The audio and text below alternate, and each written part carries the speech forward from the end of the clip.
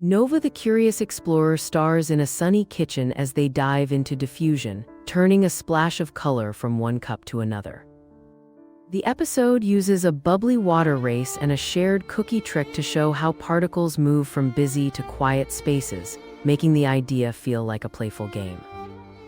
Viewers are asked what would happen if pepper sprinkled in water swirled away or stayed put, turning a simple question into a mini experiment. The lesson highlights real-life uses like inks in science kits and how medicines spread gently in our bodies, all with a wink and a giggle.